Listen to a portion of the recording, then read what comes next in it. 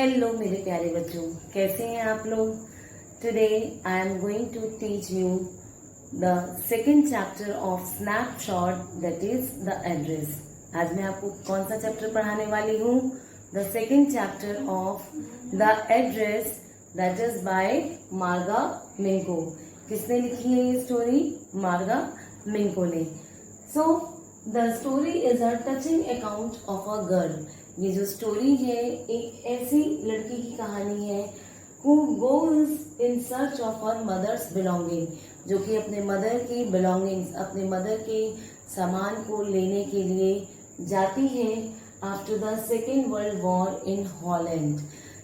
Second world war के बाद Holland में वो अपनी मदर की belongings को कलेक्ट करने के लिए जाती है। बेटा basically this story shows also the pre and post effect of war. इसमें क्या है, युद्ध से पहले और युद्ध के बाद की स्थिति क्या होती है, वहाँ के सिटीजन्स में क्या बदलाव आते हैं, इसके बारे में बताया गया है। ये जो लड़ाई थी ये उस टाइम की है जब हिटलर थे। हिटलर के टाइम में नाजीज एंड ज्यूज के बीच में लड़ाई हुई थी। That war took place between Nazis and Jews in which Jews were tortured, and in this war, Jews were sent in the concentration camp. In concentration camp, they were just treated brutally. They were tortured, and Mrs. S and her daughter. Who was her daughter? Narrator was her daughter. There was a character Mrs. S. इसमें बेटा एक character है Mrs. S, जिनकी बेटी कौन है? Narrator. ठीक है ना? Who is the daughter? Narrator. तो उनकी जो डॉटर है उसको after that when the everything get normalized, सब कुछ सामान्य हो गया, सब कुछ ठीक हो गया, उसके बाद उनकी बेटी जो है वो चाहती है कि उसे अपनी मदर का सारा सामान वापस मिल जाए। आफ्टर द वॉर, समझ में आया, जब वॉर ओवर हो गया तो उसके बाद what she wanted to get all the belongings of her mother. She wanted to touch it. She wanted to feel it. इसको यहाँ एक किसके लिए आ रहा है? All the belongings of her mother. And she just remember about those things which her mother has left. Okay, जो उसकी mother ने वो सारा सामान जो छोड़ा था उसको उन सारे सामान की याद आती है।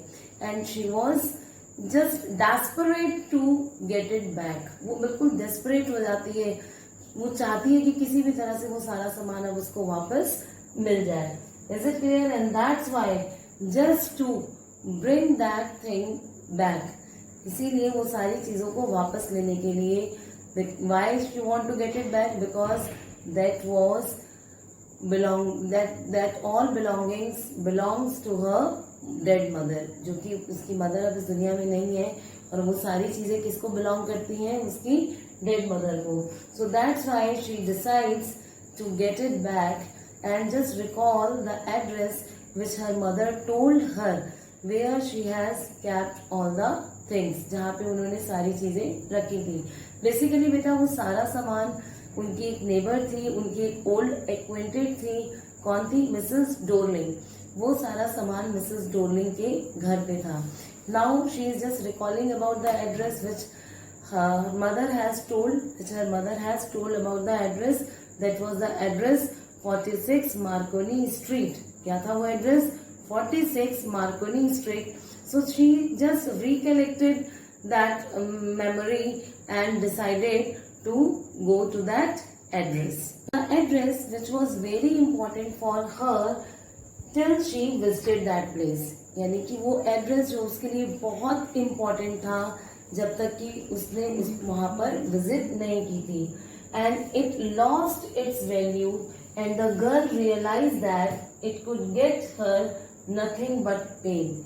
वो एड्रेस उसके लिए तब तक बहुत इम्पोर्टेंट था जब तक वो वहां पर नहीं पहुंची थी। But when she visited that place, then she realize that now those belongings which were there is useless for her, as that has lost its value. क्योंकि अब वो अपनी चीजें जो वापस लेने गई थी वो अपनी वैल्यू खो चुकी थी। What incident took place? ऐसा क्या घटना घटी? So we will just discuss about this. Basically बेटा जब वो उस एड्रेस पे जाती है तो कुछ तो ऐसा होता है कि उसे एकदम से, क्योंकि वो जिस सामान को बहुत ज्यादा पाना चाह रही थी वो उस एड्रेस पे गई थी, लेकिन उसने क्या माइंड मेकअप किया कि वो उस सामान को वापस नहीं लेगी क्योंकि उस सारे सामान की वैल्यू खत्म हो चुकी है. So this story begins with the visit of the narrator to Mrs Dorling's house. Mrs Dorling के हाउस की विजिट से स्टार्ट होता है. मिसेस एस की जो बेटी है वो कौन है? नरेटर. तो चलिए स्टोरी जानने से पहले एक बार कैरेक्टर डिस्कस कर लेते हैं so that it will be easy for you to understand the story. So let's first of all discuss about the character. So these characters are main characters in the story. First of all, we will discuss about the daughter, Mrs. S. daughter. कौन? जो कि narrator खुद है. Who is? The narrator is the daughter, Mrs. S. daughter. She is the narrator who returns to Holland to go to the address where her mother's precious belongings were kept. It means she is the narrator of the story and she returns to Holland. वो कहाँ आती है? Holland. To go to the address, उस address पे जाने के लिए जहाँ पर उसकी मदर का सारा सामान रखा हुआ है. Is this clear? When everything get normal after the Second World War. और वो कब जाना चाहती है? जब सेकेंड वर्ल्ड वॉर के बाद सब कुछ नॉर्मल हो गया था. When everything was normal, she went to the address where her mother's belongings were kept and she wanted to see all possessions that were a bond between her family and her. यानी कि वो सारे उस position को देखना चाहती है, छूना चाहती है, टच करना चाहती है जो उसके और उसकी फैमिली के बीच में एक बॉन्ड बनाते हैं. जो उसकी जितनी भी बिलोंगिंग्स थी, क्योंकि अब उसकी फैमिली में कोई भी नहीं है, उसकी मदर की भी डेथ हो चुकी है, तो वो एक क्या है, वो उसके लिए एक उसकी पुरानी यादें हैं जिसको वो देखना चाहती है, टच करना चाहती है और छूना चाहती है. The second character is Mrs S. Who is Mrs S? Mrs S is the mother of the narrator. So in the story, the narrator's mother has been called as Mrs. S. She was a simpleton who could not see the manipulating and fraudulent nature of Mrs. Dorling.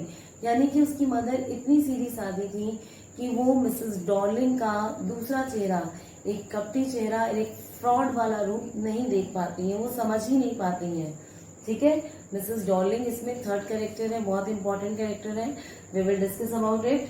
Her acquaintance. अब Mrs Dorling कौन है? उसकी परिचित है. हर acquaintance जो उसकी पुरानी परिचित है, जो कि उसके नेबरहुड में रहती है. She trusted Mrs Dorling and allowed her to keep all her precious belongings for the time being. अब क्योंकि वहां पे वॉर का टाइम था, मैंने आपको पहले ही बताया था that Jews were in trouble at that time. जो ज्यूज थे वो उस समय ट्रबल में थे because they can be captured. उनको बंदी बनाया जा सकता था. ठीक है ना. तो इसीलिए अब मिसेस डोर्लिंग उसको आकर मिसेस एस को समझाती है कि सपोज वॉर के टाइम पे अगर आप लोग को एकदम से भी जाना पड़े तो कम से कम आपका सामान तो सेफ रहेगा. तो इसीलिए मिसेस डोर्लिंग उन्हें कन्विंस करती हैं कि वो उसके घर का सारा सामान मिसेस डोर्लिंग को दे दें, उसके घर पर सुरक्षित रखवा दें. ठीक है. So now let's discuss about the third character, Mrs.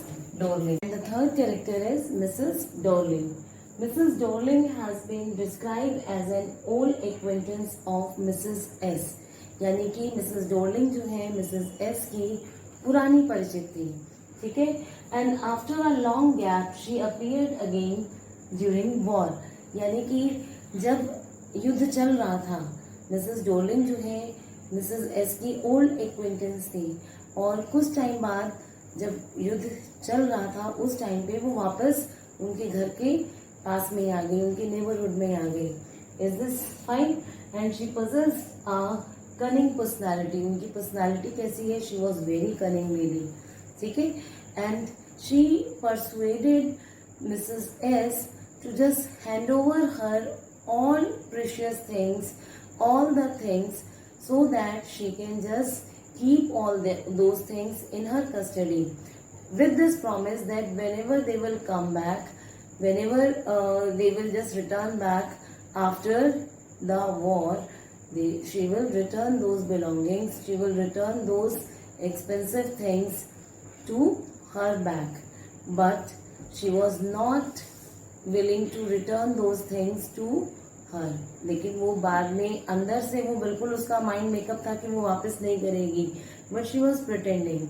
And the same happened when Mrs. S daughter returned after the war. She just refused to recognize her. उसने उसे पहचाना तक नहीं, बल्कि उसे पहचानने से इनकार भी कर दिया. Why? Because she was not willing to return those belongings which were given to her by Mrs. S. Okay, जो Mrs. S ने उसको दी थी, just to keep with her for a while. समझ में आया कि कुछ दिनों के लिए उसने, कुछ समय के लिए उसने उसको रखने के लिए दिया थी. फॉर सम डेज उसने उसको रखने के लिए दिया था, बट उसका अब उसे लौटाने का बिल्कुल भी मन नहीं है. तो ये मिसेस डोलिंग के किस कैरेक्टर को शो करता है? Mean she was not an honest lady, she was very cunning and she just behaved like a fraud person. ठीक है, समझ में आया? So the story begins with narrator's visit to 46 Marconi Street. ठीक है, यानी कि कहानी कहाँ से शुरू होती है? मिसेस एस की डॉटर नैरेटर मिसेस डोलिंग के घर जाती है. उनका घर कहाँ है? 46 Marconi street. And Mrs Dorling's indifferent attitude towards the narrator. और वहाँ पे नैरेटर को बिल्कुल भी अच्छा नहीं लगता, because she was not treated well by Mrs Dorling. क्योंकि मिसेस डोलिंग से उन्हें अच्छा ट्रीटमेंट नहीं मिला. Even she denied to recognise her. उन्होंने तो उसे पहचानने से भी इनकार कर दिया. And this has just create a confusion in front of the narrator. Narrator के सामने इस बात से बड़ा कंफ्यूजन हो गया कि वास्तव में वो सही एड्रेस पे है या गलत एड्रेस पे. सो that's Y, because when she didn't treated her well, so at that time narrator thought, just for a second she had a thought that most probably she has visited to a wrong address. Then as Mrs. Dorling was about to lock the door, she noticed that Mrs. Dorling was wearing that green knitted sweater which was of her mother, जो कि उसकी mother का था. That wooden button she immediately recognized, and then she confirmed that she was at right address. The narrator remembers what her mother had told her. Now she is recalling that what her mother has told her, because when she was not welcomed properly at Mrs. Dorling's home, she come to know that she is not willing to return all the belongings of her mother to her. So that's why she was just returning back. वो वापस जा रही है. She was just returning, and then while going back through those streets, through those places where her old memories were existing, जहाँ पे उसकी पुरानी यादें थी. She was just wanted to be away from that place. वो उस जगह से तुरंत दूर चली जाना चाहती है. क्यों? क्योंकि उसे लग रहा है कि वो उन पुरानी यादों का क्या करेंगी जो कि अब उसके पास है नहीं. She was not feeling comfortable over there. So that's why she made up her mind to just go away from that place forever. But as she sit in train, जब वो ट्रेन में बैठ गई, and then she remember कि किस तरह से उसकी मदर ने उसे मिसेस डोलिंग के बारे में बताया था. ठीक है ना? The narrator remember when she met Mrs. Dorling, और उसे याद आता है कि वो मिसेस डोर्लिंग से कब पहली बार मिली थी. उसे याद आता है जब वो वापस अपने घर आई थी. अब बेटा देखो, यहाँ से स्टोरी के अंदर क्या है, दूसरी इससे स्टोरी लिंक हो रही है. क्योंकि यहाँ पर अभी मैंने जो आपको स्टोरी बताया वॉर के बाद की, जब लड़ाई के बाद, जब सब कुछ चीजें सेटल हो गई हैं, तब मिसेस डोरलिंग के घर विजिट पे आई है कौन, नरेटर, अपना सामान लेने के लिए। लेकिन जब वहां से वो डिसअपॉइंट होके लौट रही हैं, तब उन्हें वापस याद आता है कि वो मिसेस डोरलिंग से पहली बार कब मिली थी, जब लड़ाई नहीं हुई थी। उस टाइम पे जब वो अपने घर गई थी तो उन्हें उनकी मदर ने बताया था मिसेस डोरलिंग के बारे में। As she enter to her home she notice something strange were there and something was missing. आपने भी बेटा नोटिस किया होगा, जो सामान आपके घर में जहाँ रखा होता है और अगर वो वहां से उसे हटा दिया जाए तो वो जगह आपको कुछ खाली खाली लगती है, आपको वहां से कुछ मिसिंग लगता है। The same happened with narrator also when she notice in her home that something was missing, क्योंकि जो सामने पेंटिंग लगी थी, कुछ क्रॉकरीज रखी हुई थी, वो सब वहां नहीं थी। सो that's why she asked her mother about the same. वो उसके बारे में अपनी मदर से पूछती है कि वो सामान कहाँ गया। तब उसकी मदर ने उन्हें बताया था that she has just given all those things to her old acquaintance Mrs Dorling. उन्होंने वो सारा सामान अपनी पुरानी परिचित मिसेस डोरलिंग को दिया है, ताकि युद्ध के समय जब उन्हें एकदम से वहां से निकलना पड़े, जाना पड़े, तो वो सामान उनके पास सुरक्षित रहेगा। And this proposal was given by Mrs. Dorling to Mrs. S that she will keep her all belongings safe at her home. ये proposal भी किसने दिया था, Mrs. Dorling ने। And she was so keen to take all those things so that she herself given many visits to her place। यानी कि Mrs Darling इतनी उत्सुक थी वो सारा सामान अपने घर ले जाने के लिए। कहीं ना कहीं ये उनके ग्रीड को शो करता है, ये शो करता है कि मिसेस डोरलिंग लालची थी। वो खुद बार बार उनके घर कितनी विजिट्स उन्होंने लगाई। और मिसेस एस ने जब अपनी डॉटर को इनके बारे में बताया था, next day morning Mrs Darling फिर आ जाती हैं। Mrs S daughter found that someone was just carrying a big suitcase and that was just filled with the other belongings of her home. So then she asked to her mother, who is she? Then she has just given a introduction that because Mrs. Dorling was just carrying out, वो सारी चीजों को बाहर लेके जा रही थी। तो मिसेस एस की डॉटर ने उन्हें पीछे से ही देखा था, एक हल्की सी ही झलक देखी थी, और तब उन्होंने बताया था कि ये मिसेस डोरलिंग है। And then narrator asks that why she is carrying this thing and such a heavy suitcase she is carrying. Maybe she will just get some injury. हो सकता है उन्हें कहीं चोट लग जाए, क्योंकि वो इतना हैवी सूटकेस लेके जा रही हैं, तो उन्हें कहीं चोट लग सकती है, उन्हें कोई डेफिनेटली मसल क्रैम्प्स हो सकते हैं। तो मिसेस एस ने बताया था कि नहीं, वो पास में ही, यही उनका पास में ही घर है। और वो उसे एड्रेस तब याद आता है क्योंकि उस टाइम पर नरेटर की मदर ने उसको एड्रेस बताया था। क्या एड्रेस बताया था? 46 मार्कोनी स्ट्रीट। क्या बताया था एड्रेस बेटा? 46 मार्कोनी स्ट्रीट।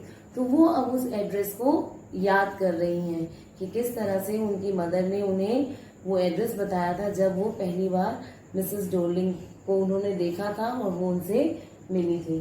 ठीक है। Now after this, recalling this, the narrator decided that she is going to visit that place again. यानी कि अब उन्होंने सोचा कि वो मिसेस डोरलिंग के से मिलने के लिए दोबारा जरूर जाएंगी, क्योंकि ये सारी चीजों ने एक बार फिर से उनके माइंड में एक वो उत्सुकता पैदा कर दी।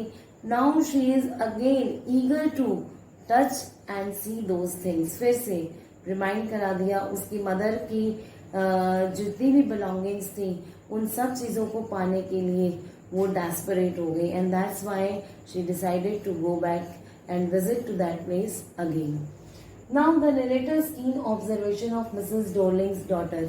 अब जब वो उसके घर जाती है, ये जो सेकेंड विजिट में, so in this second time the door was open by Mrs Dorling's daughter, who was 15 years old. When she opened the door, Mrs. S. daughter asked for Mrs. Dorling, but she denied that Mrs. Dorling was not there at that time at home, and that's why Mrs. Dorling daughter asked just to wait for her mother, यानी कि Mrs Dorling की daughter ने Mrs S की daughters, कौन है वो narrator, उनसे कहा कि वो उनके घर पर उनका वेट कर सकती हैं. And then Mrs Dorling's daughter just offered a cup of tea to her. उन्होंने उन्हें चाय का कप ऑफर किया. उसने कहा मैं आपके लिए चाय बनाती हूँ.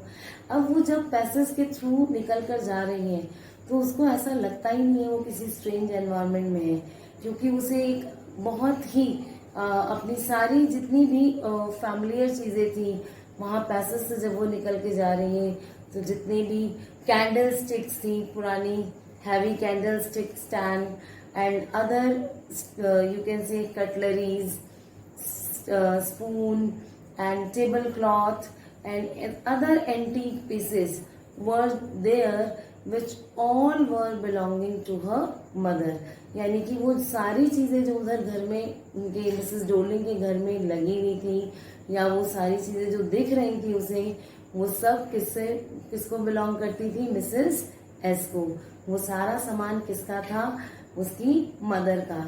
अब अपनी चीजों को, क्योंकि वो तो इमेजिन कर रही थी कि वो सारी चीजें उसके घर में मिसेस डोलिंग के घर में पैक्ड पड़ी होंगी, अनटच्ड पड़ी होंगी, मगर वो सारी चीजें अनपैक्ड थी और वो सारी चीजें वहां डिस्प्लेड थी और उन्हें देखकर वो लग रहा था कि शायद अब वो अपनी वैल्यू वो चीजें खो चुकी हैं. समझ में आ रहा है ना बेटा? क्योंकि अब वो सारी चीजें अपनी वैल्यू खो चुकी हैं. क्यों? क्योंकि वो सारी चीजें इतनी टेस्टलेस मैनर में रखी गई हैं कि उसे वो सारी चीजों को देख के बहुत दुख हो रहा है.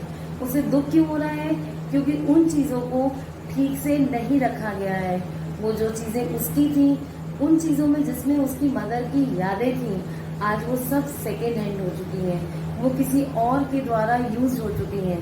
तो इसीलिए जब वो रीयूज हो चुकी हैं तो उसकी वैल्यू खत्म हो गई है. फॉर एग्जाम्पल बेटा, आप इस चीज को इस तरह से समझ सकते हो.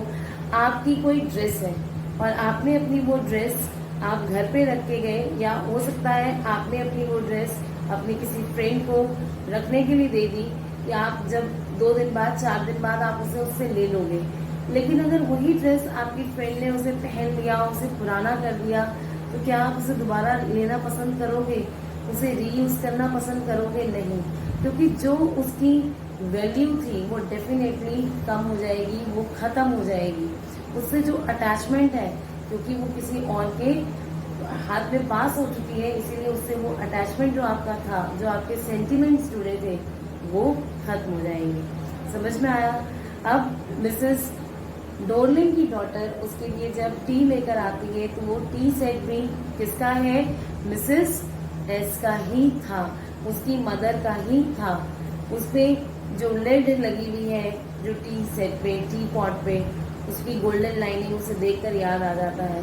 इवन जो टेबल पे जो टेबल क्लॉथ बिछा हुआ है वो उसे पहचान रही है कि वो भी उसकी मदर का ही है, और उसे याद आ रहा है कि हाँ उस पे एक बर्न मार्क भी था.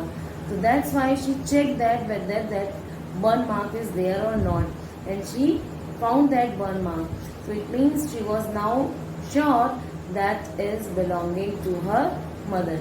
Then the cutlery set which were there, she just told Mrs. Doling's daughter that it is of silver. क्यों? अब उसे भी कैसे याद आता है? क्योंकि एक बार उसकी मदर ने बताया था कि ये जो कटलरीज है, ये जो स्पून है, इनको पॉलिश की जरूरत होती है. Then she asked her mother why. Then she came to know कि ये सिल्वर की है और सिल्वर की चीजों को पॉलिश करना पड़ता है, चमकाना पड़ता है ताकि उसमें प्रॉपर शाइनिंग आ सके. और ये बात मिसेस डोलिंग की बेटी को नहीं पता थी. उसे यही नहीं पता था कि वो जो चीजें डेली यूज में, जो कटलरी वो यूज कर रहे हैं, जो स्पून वो यूज कर रहे हैं, वो सारी चीजें सिल्वर की हैं. और ये बात किसने बताई उन्हें? मिसेस एस की डॉटर ने, यानी कि नरेटर ने. तो यहाँ पर क्या पता चला इससे? यानी कि वो सारी चीजें भी किसकी थी? मिसेस एस की, जिसको लेने के लिए मिसेस एस की डॉटर वहां आई थी.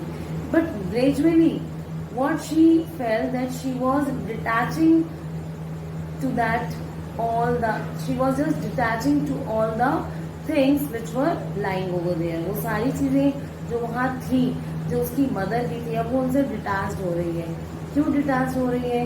क्योंकि वो ऑलरेडी किसी और के द्वारा यूज हो चुकी है। Now just to console her, what she thought that what she will do with those things, because she was living in a rented house, वो एक किराए के मकान में रह रही है और इतने सारे सामान को रखने की जगह भी उसके पास नहीं है। तो उसने अपने आप को समझाने की कोशिश की कि वो सारा सामान ले जाकर भी क्या करेगी, और वैसे भी वो सारी चीजें अब अपनी वैल्यू खो चुकी हैं, क्योंकि वो सारी पोजीशन, वो सारी चीजें जो अपने पोजीशन में लेना चाह रही थी, वो किस वजह से?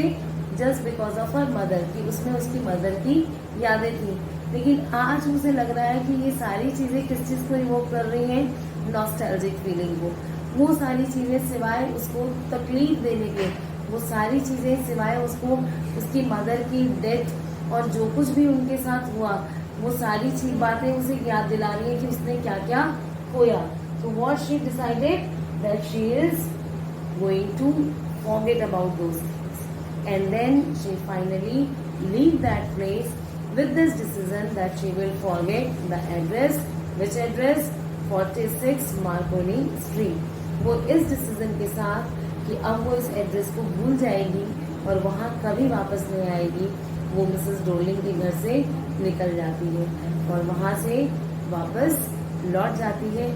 इसी के साथ ये स्टोरी खत्म हो जाती है। बट बेटा, इस स्टोरी में आपको क्या चीज पता चली? देखो, दो चीजें हमें सबसे ज्यादा इम्पोर्टेंट है कि जब कभी भी कोई भी युद्ध होता है, लड़ाई होती है, तो कहीं ना कहीं वहाँ के जो लोग हैं, वहाँ के जो रहने वाले लोग हैं, उनकी लाइफ पूरी डिस्टर्ब हो जाती है। उनकी लाइफ क्यों डिस्टर्ब हो जाती है? क्योंकि उन्हें अगर मजबूरी में वहाँ से सब कुछ छोड़ के जाना पड़ा, दोबारा से सब कुछ अरेंज करना, it is really very difficult task. ये कोई आसान काम नहीं है कि आप फिर से वही अपना सेटअप गेन कर सकें। तो यहाँ पर एक तो आपने ये देखा कि मिसेस एस और उनकी डॉटर, मिसेस एस की तो खैर डेथ ही हो गई, और मिसेस एस की डॉटर जो कि एक बड़े से घर में रहती थी, इतने सारे सामान के साथ रहती थी, किस तरह से मिसेस डॉर्लिंग के फ्रॉड से की वजह से, उनकी ग्रीड की वजह से उनके पास कुछ भी नहीं है। वो आज वो सिर्फ एक किराए के मकान में रह रही है। ठीक है बेटा, तो एक बार रिवाइज करते हैं what ever the moral you are getting from this story. Let's see. So what is this being imparted through this story? What message is being imparted? What value is being imparted through this story is that war harm everyone. War जो है हमेशा सबको नुकसान पहुंचाता है। इसके जो effects हैं वो लॉन्ग टर्म तक रहते हैं और बहुत ज़्यादा लोग सफ़र कर जाते हैं। तो इसीलिए वॉर अवॉइड किए जाने चाहिए। हाउ? अभी ये देखो बेटा, जब वॉर हुआ तो किस तरह से बहुत सारे लोगों को अपना बहुत कुछ खोना पड़ा होगा। यहाँ पे तो हमने एक कैरेक्टर की, एक फैमिली के बारे में पढ़ा, लेकिन ऐसी और भी कई फैमिलीज होंगी, ऐसी कई मिसेस एस रही होंगी जिन्होंने अपना सब कुछ खोया।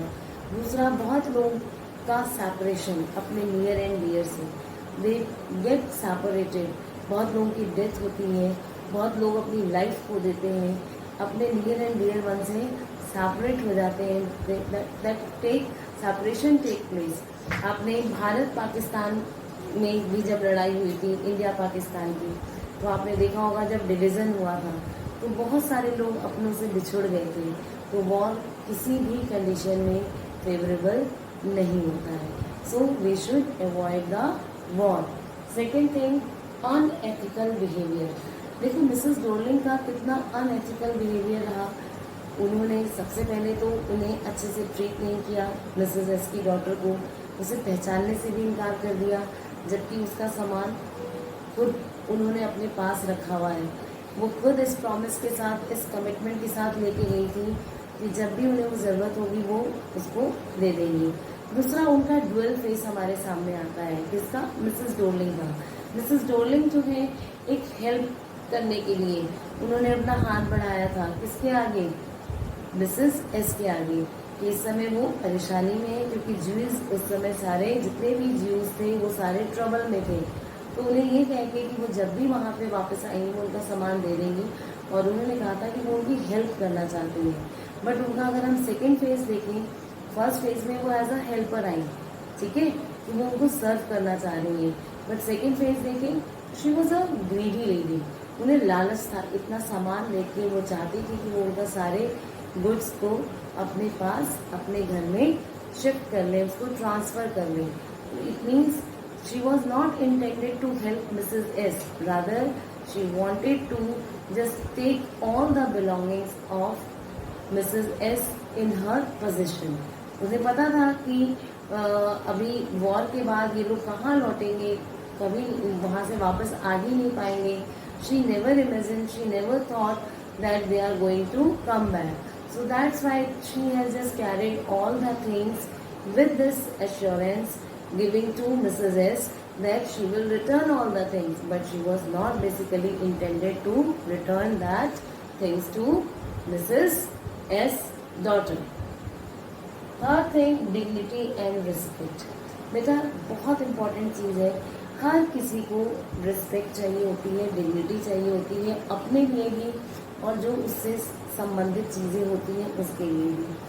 आपने देखा होगा कि मिसेस एस की डॉटर अपने सामान को वापस पाने के लिए कितनी डेस्परेट थी।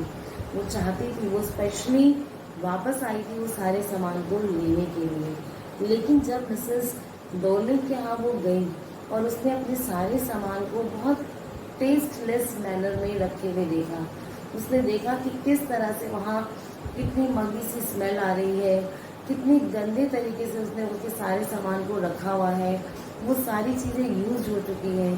तो वो एकदम से क्या है, उसके ना तो उसे डिग्निटी मिली और ना ही उसकी बिलोंगिंग्स को, तो उसका मन वहाँ से बिल्कुल हट जाता है ना, ऐसा ही होता है। सो दैट्स वाई यहाँ पे क्या कहा गया है कि कोई भी चीज़ अगर चाहे वो नॉन लिविंग थिंग्स ही क्यों ना हो, अगर आप ही की कोई ड्रेस है, आपका ही कोई सामान है, अगर आपने अपने किसी फ्रेंड को उसे दिया है और वो उसे विद डिग्निटी के साथ यूज़ नहीं कर रही है, तो डेफिनेटली आपको भी बुरा लगेगा और उसकी वैल्यू आपकी नज़र में, किसकी उस सामान की वैल्यू खत्म हो जाएगी। Then you will not going to accept that thing again. So the same happened here in the story, the address also, which is written by Madha Mingo. So this story was really very nice, and this has just given a message to us कि हमें किसी भी स्थिति में war को avoid करना चाहिए, दूसरों की चीज़ों को, दूसरों की बिलोंगिंग्स को हमेशा रिस्पेक्ट देना चाहिए, और उसे अगर हमने एक धरोहर के रूप में अपने पास रखा है तो उसे टाइम पे जब जिसकी चीज़ है उसे हमें वापस भी दे देना चाहिए। So you are going to revise this story, you will just read this story thoroughly. If there will be any doubt, you will just drop your query in the comment box or in WhatsApp group, and I am going to give you some questions which you will do as your homework. Okay, write down the homework. So dear students, this is your homework. Just take a screenshot of this. You are supposed to do this work. Okay, and if any doubt will be there, you can ask me. So just have a look here. First question is, what happened when the narrator visited Mrs. Dorling for the first time? You know कि क्या हुआ था जब वो पहली बार गई थी? She just didn't get any warm welcome over there. Even Mrs. Dorling just denied to recognize her. और क्या हुआ था? She just came back from there because she was just confused that whether she was at right address or not. So you will just write about the same. Then next, what did the narrator's mother tell her about Mrs. Dorling? Mrs. Dorling के बारे में narrator की mother ने उन्हें क्या बताया था? That she was her old acquaintance and she had just shifted over there. यानी कि वो लड़ाई के बीच में जब during the war, when the war was going on, then she has shifted there again, यानी वो दोबारा से वहाँ आ गई थी. Okay, and now she is helping her by just taking her goods at her place so that she will get it back when the war will be over and they will be safe. Next, What did Mrs. S ask her daughter to remember? Mrs. S ने अपनी daughter से क्या याद रखने को कहा था? Address, that is 46 Marconi street.